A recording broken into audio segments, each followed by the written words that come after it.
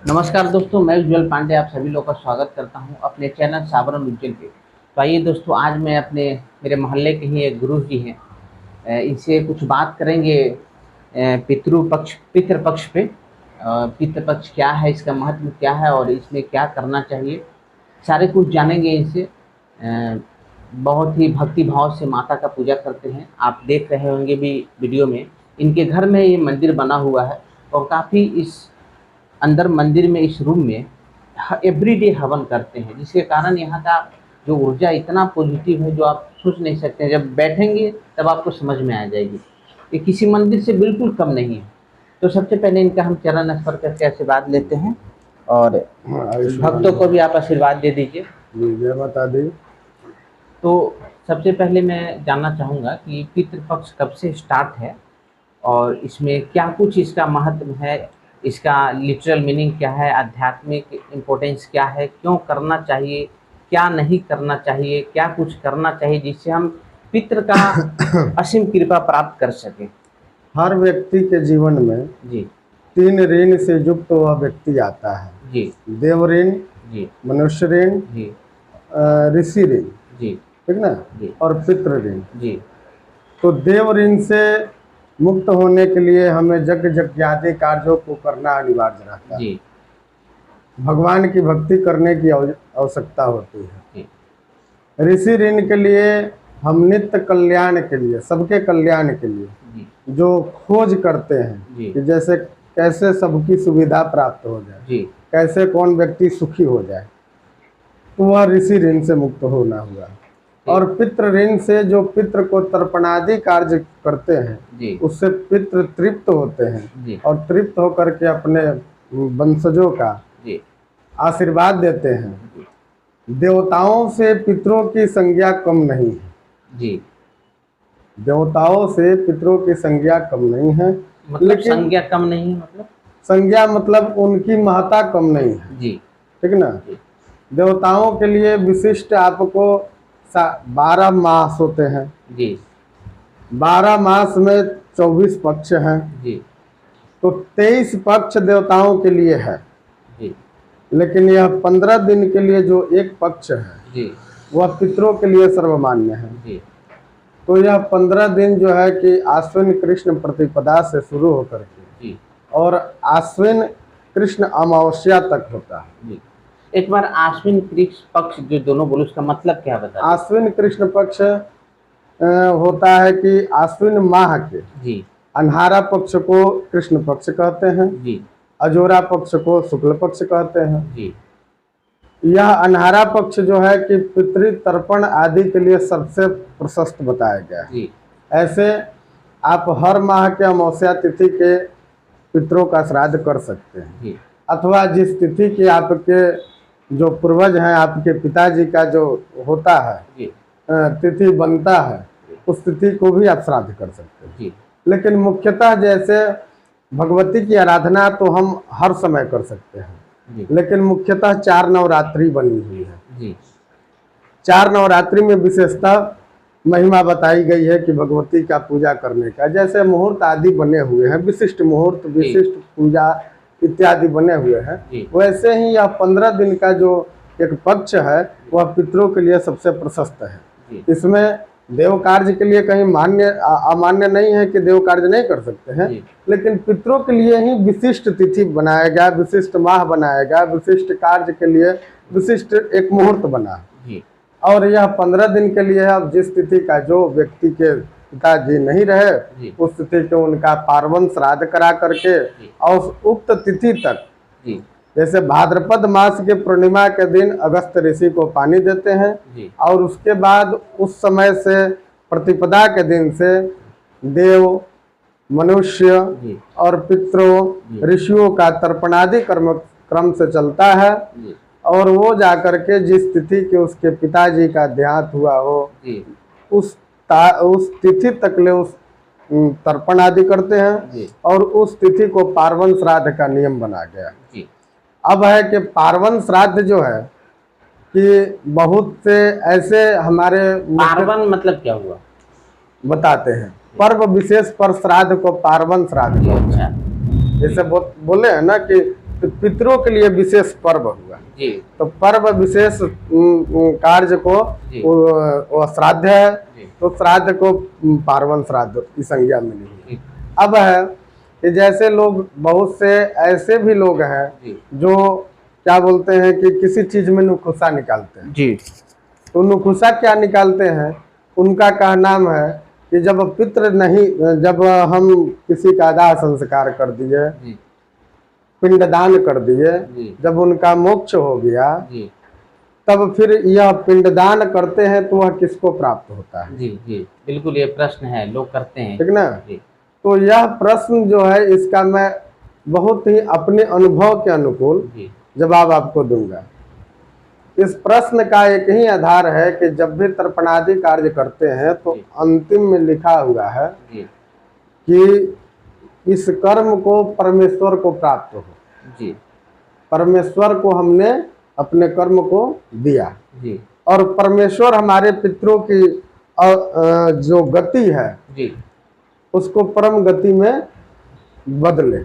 मतलब वो वैकुंठ जहाँ भी लोकन, है, हाँ, जिस रूप में, जिस जिस रूप योनि में है जी। ना, उनको उसका फल मिले। जैसे कहा गया है कि जब हव्य पदार्थ देते हैं, जी देवताओं के लिए हव्य पदार्थ और पितरों के लिए कव्य पदार्थ देते हैं। क्या मतलब हुआ हव्य? हव्य मीन्स होता है तेल चावल जौ इत्यादि का जो हवन करते हैं, जी हवनीय द्रव्य को हव्य पदार्थ करते हैं जी। और पिंड जो होता है वह कव्य पदार्थ होता है। कव्य पदार्थ मतलब जो पिंड देते हैं पितरों अच्छा। को वह कव्य पदार्थ वो होता किस है। चीज का बना हुआ? वो चावल का बनता है, जी बहुत जगह खोआ का बनता है, जी जी बहुत जगह आटा का भी पिंडदान बनाता है लोग, जी। वह भी अन्न का ही बनता है। जी अन्न पितरों को देने से पितरों की पुष्टि होती है, जी। पितरों की ऊर्जा बढ़ती है जी और हव्य पदार्थ से देवताओं की ऊर्जा बढ़ती है। जी अब है कि जो हम देते हैं वो तो अग्नि में डाल देते हैं, जी अग्नि उसको कैसे भगवान के पास पहुंचाती है। जी जी जी अग्नि नारायण भगवान भगवान के पास कैसे पहुंचाते हैं, तो अग्नि नारायण भगवान इस ग्रीवा में अपने उस आपके हव्य पदार्थ को लेकर के जी और उस भगवान का जिसका आपने जप किया, जिसका अनुष्ठान किया, जिसके जी। नाम से आपने हव्य पदार्थ दिया, जी वह उनके तक पहुंचाते हैं। जी वैसे ही है कि नारायण पितरों तक पहुंचाते हैं। जी ठीक ना, कि तुम्हारे पुत्र ने यह तुमको पिंडदान दिया और इससे तुम पुष्ट हो जाओ। जी वह पुष्टि के लिए नारायण के हम लोग समर्पित करते हैं, नारायण हमारे पितरों को समर्पित करते हैं। अच्छा, एक प्रश्न है मेरा, जी। यदि किसी का पितृ, यदि जी। उनका पुण्य ऐसा रहा हो, जी। यदि उनका मुक्ति हो गया हो, जी। मतलब वो ईश्वर में विलीन हो गए जी, हैं, जी। तो फिर हम जो ये काम कर रहे हैं तो जी। क्या इसको करना फिर सार्थक माना जाएगा? क्यों नहीं, क्योंकि वो तो खुद ईश्वर के में विलीन हो चुके हैं। ईश्वर में विलीन हो गए। भगवान को भी आप हव्य पदार्थ देते हैं कि जी नहीं? जी जी देते हैं। भगवान को आपके हव्य पदार्थ की आवश्यकता है? जी जी नहीं, नहीं। लेकिन फिर भी आप देते हैं। जी। क्यों देते हैं? क्योंकि जो ऊर्जा हम किसी को देते हैं, जी भगवान से केवल लेने का अगर हम क्षमता रखते हैं, चाहे आप ही कोई कार्य करते हैं जी और आपसे केवल हम लेते गए, जी तो आपके पास जो जमा पूंजी है तो संपन्न हो जाएगी। जी जी जी मतलब तो हमें किसी न तो किसी कुछ रूप नहीं। में आप ईश्वर का आराधना किए आराधना तो किए। फल स्वरूप आपको मिलना है। ही है। जी ईश्वर जो है एक आईना की तरह है, जी जो प्रत्यक्ष रूप से आपका पुण्य का पुण्य फल देते हैं जी और पाप का पाप फल देते हैं। जी वैसे ही है कि पितरों की यदि श्राद्ध तर्पणादि कार्य नहीं किया जाए, जी केवल देवताओं की ही पूजा किया जाए, जी तो भी व्यक्ति सुखी नहीं रहेगा। जी जी जी क्यों नहीं रहेगा? क्योंकि हर मनुष्य, अभी शुरू की बातों में आपको बताए हैं कि 3 ऋण से युक्त हर मनुष्य इस धरती पर आता है। जी ठीक ना, जी। वह तीनों का कर्तव्य निर्वहन नहीं करेगा तो एक ऋण से तो मुक्त नहीं हुआ। जी अब एक ऋण से मुक्त नहीं हुआ तो उसके लिए पुनः जन्म लेना है, पुनः उस ऋण से मुक्त होना होगा। और किसी न किसी रूप में देखे तो ये सब लोग कुल मिलकर एक ईश्वर है। जी, तो खुश तो तीनों लोग को करना परमात्मा, देखिए परमात्मा का एक सूक्ष्म रूप है।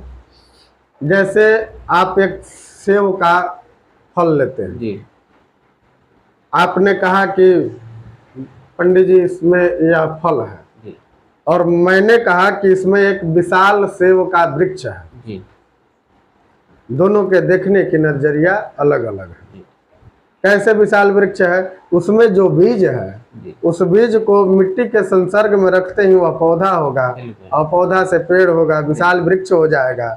जब विशाल वृक्ष होगा तो उसमें अनन्य प्रकार का, मतलब सेव का ही जी बहुत सारे फल उसमें उगेंगे। बिल्कुल। तो परमात्मा एक है, जी उसके विभिन्न रूप हैं, और हर व्यक्ति विशेष में, हर जीव में जी ब्रह्म का निवास होता है। जी इसको ऐसे समझ सकते हैं, बीज तो एक ही है, जी परमात्मा तो एक ही है, जी जी लेकिन वह जो है, जो विशाल वृक्ष बना हुआ है या संसार विशाल वृक्ष है, जी वह वृक्ष के रूप में हम लोग उनके फल हुए। जी। ठीक ना? अच्छा, तो ये आपने समझाया जी। कि पितृपक्ष का क्या महत्व है ना। जी अब इस पितृपक्ष में यदि किसी प्रकार का उनको पितृ उनसे नाराज हैं, जी स्वाभाविक बात है कि इंसान से गलतियां होती रहती जी हैं। जी पितृ क्या, एक तरीके से मैं उनको पेरेंट्स के रूप में देख सकता हूँ। जी जी तो बच्चे से गलतियां होती है, जी। वो तो पेरेंट्स देख रहे हैं, है ना, जी उनको गलतियां तो होना ही है। जी। तो ऐसा क्या करे जो पितृ हमसे प्रसन्न हो इस पितृपक्ष में।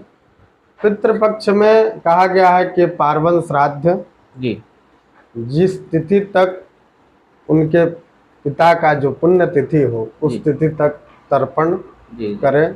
तो ऐसा तो जरूरी नहीं है कि जैसे मान लीजिए आज से स्टार्ट है क्या पितृपक्ष, जी आज से ही, जी तो आज से लेकर 15 दिन तक है, जी। तो जरूरी नहीं है कि हर लोग के जो पिता के जो मृत्यु का समय है वो तारीख इसमें पर ही जाए, ऐसे तो जी। तिथि बोले हैं, तारीख अलग चीज अच्छा, होती है। तिथि अलग, तिथि ये होती दोनों है। का मतलब जरा आप समझा दीजिए। तारीख जो है ना कि ईस्वी सन से ये आपको बहुत आगे की चीजें हैं। तिथि जो है चंद्रमा से युक्त होती है। अच्छा ठीक ना? जैसे मास में तिथियों की भी संज्ञा जो है 30 है। अच्छा तो 30 कैसे है?